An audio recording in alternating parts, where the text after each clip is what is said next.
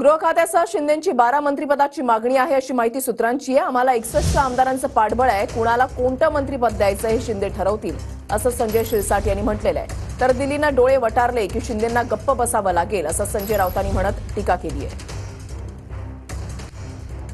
शिंदेंनी 12 मंत्रिपदं मागितलेली आहेत आणि तुमच्याकडे आता जवळपास 55-56 आमदार आहेत, तर कसं नियोजन करणार? तुम्ही स्वतःही इच्छुक आहेत?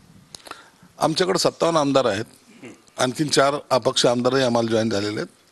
आमचं जवळपास 61 आमदारांचं आमचं पाठबळ आम्हाला आहे आणि यामध्ये आता कुणाला निवडायचं, कुणाला कोणत्या मंत्रिपदावर द्यायचं हे सर्वस्वी अधिकार आम्ही सर्व आमदारांनी एकनाथ शिंदे साहेबांना दिलेले आहेत, म्हणून ते घेतील तो निर्णय हा सर्वांना मान्य करावा लागेल। हे संरक्षण मंत्री पण मागू शकतात, काही मागू शकतो माणसं, चर्चेमध्ये काही मागू शकतात ना। राष्ट्रपतीपद मागू शकतात, आम्हाला राष्ट्रपतीपद पाहिजे, आम्हाला उपराष्ट्रपतीपद पाहिजे, यांचं काय तुम्ही फार मनावर घेऊ नका। शेवटी दिल्लीने डोळे वटारले की त्यांना गप्प बसावं लागेल। मग अजितदादा असतील किंवा एकनाथ शिंदे असतील, हे स्वाभिमानी, त्यांचा स्वाभिमान जो आहे, महाराष्ट्राचा अभिमान आहे, तो राहिलेला नाही।